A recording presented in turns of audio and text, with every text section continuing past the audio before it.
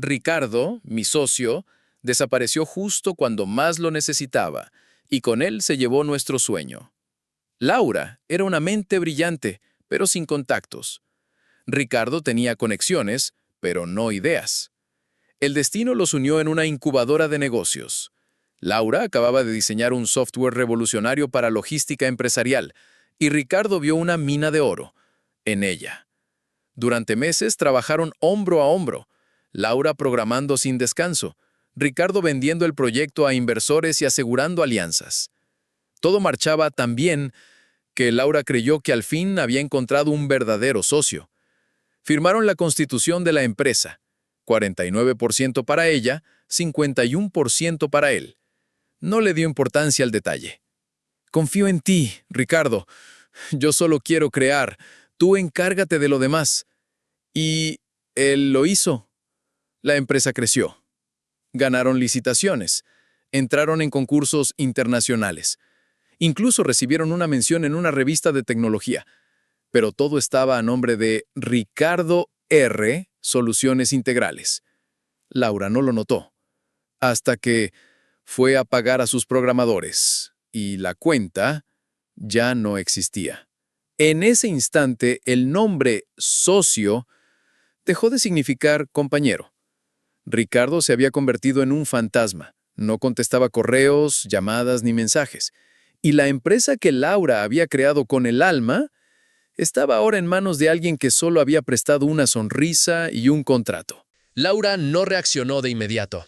Cerró la laptop con manos temblorosas, sin saber si lo que acababa de ver era un error del sistema, una broma de mal gusto o el principio del fin. Pero la confirmación llegó rápido. Su tarjeta empresarial fue rechazada en la cafetería donde acostumbraba reunirse con el equipo. El banco confirmó, no tenía acceso a ningún fondo. Su nombre, en efecto, había sido removido de todo. Cuentas, activos, correos institucionales, incluso su correo con dominio propio estaba suspendido. La empresa seguía operando, pero ella ya no existía dentro de ella. Cuando finalmente logró contactar a un asesor legal, este fue tajante. Lo que firmaste le dio a Ricardo control total. Legalmente no tienes cómo recuperar nada, al menos no sin una batalla que te costará años.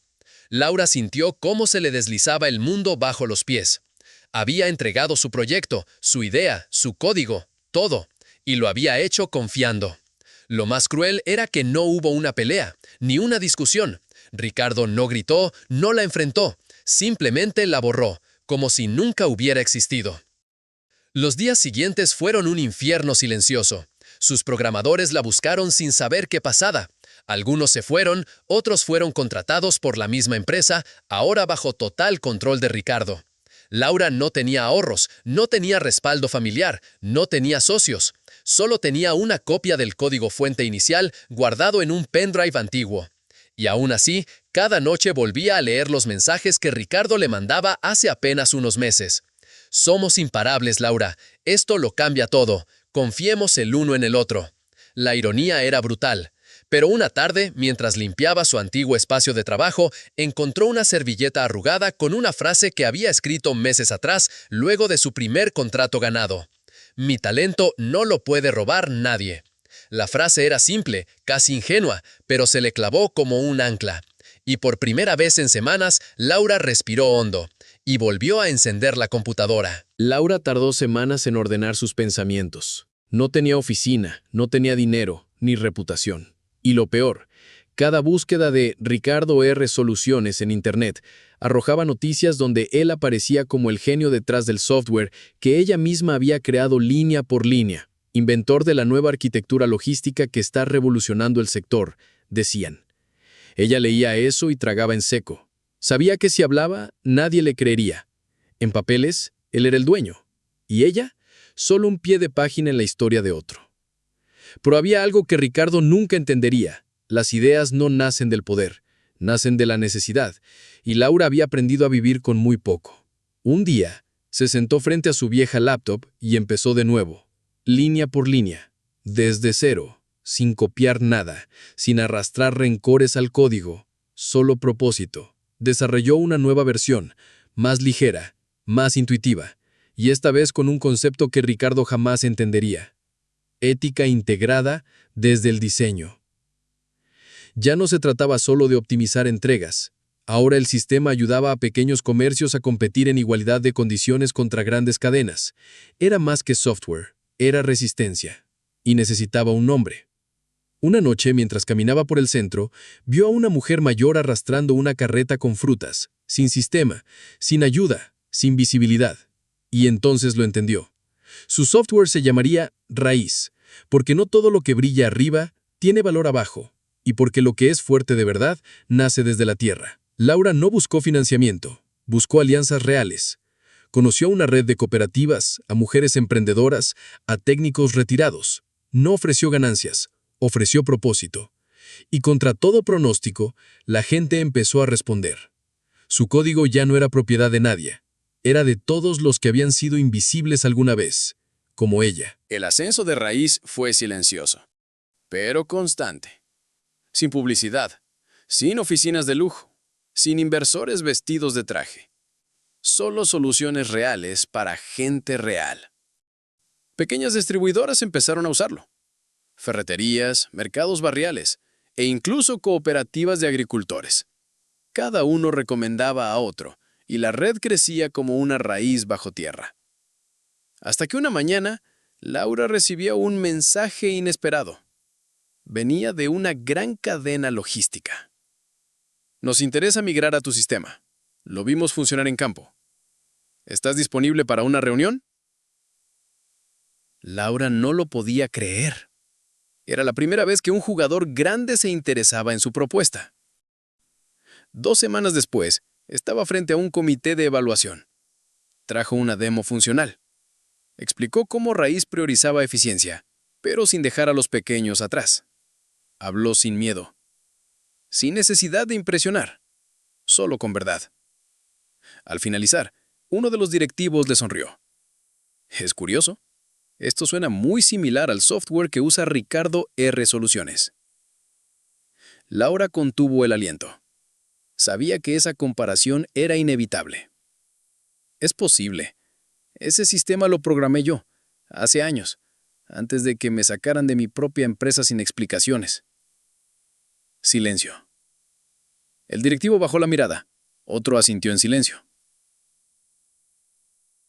Al día siguiente recibió un correo. Hemos decidido trabajar contigo. Es hora de apostar por algo más limpio. Bienvenida. Y entonces ocurrió lo inevitable. Ricardo llamó, después de 2 años de silencio. Laura, ¿qué estás haciendo? Me estás perjudicando. Tú sabes lo que pasamos. ¿Por qué competir conmigo así? Laura apretó el teléfono. No estoy compitiendo contigo, Ricardo. Simplemente estoy volviendo a existir. Clic. Cortó la llamada. Y, por primera vez desde que todo empezó, no sintió rabia. Solo una paz poderosa. Ricardo no tomó bien el silencio de Laura. Días después de aquella llamada cortada, ella recibió una notificación legal. Una demanda por uso indebido de propiedad intelectual. Decía que Raíz era una copia del sistema de su empresa, que Laura había robado sus ideas. Irónico, asquerosamente irónico. Pero esta vez, Laura no se quedó callada. Tenía correos, diseños, grabaciones de sus reuniones de años atrás. Todo. No solo iba a defenderse, iba a exponerlo. Y no por venganza, sino por todas las personas que habían sido borradas como ella. La audiencia fue discreta, en una sala fría y gris. Ricardo entró vestido con un traje nuevo, sonrisa falsa y papeles en mano. Laura con su carpeta gastada y su mirada firme. Durante horas, cada prueba fue revelando una verdad silenciosa. La de un sistema creado por una mujer que nunca dejó de construir, aunque le quitaran el crédito. El juez fue directo. Se desestima la demanda por falta de sustento y se reconoce la autoría original del sistema raíz a la parte demandada. Ricardo se quedó quieto, pálido. Laura lo miró por última vez. no con odio, sino con compasión. Ya no le tenía miedo, porque el miedo vive donde hay dependencia, y Laura ya se había liberado. Después de la audiencia, Laura volvió a su pequeña oficina, ahora llena de luz y esperanza. Las heridas no desaparecían, pero la cicatriz le recordaba que había sobrevivido. Los usuarios de Raíz seguían creciendo, ya no solo en su ciudad, sino en otras regiones. Era un movimiento, una resistencia tecnológica, una red de personas que, como Laura, habían sido invisibles, olvidadas o traicionadas.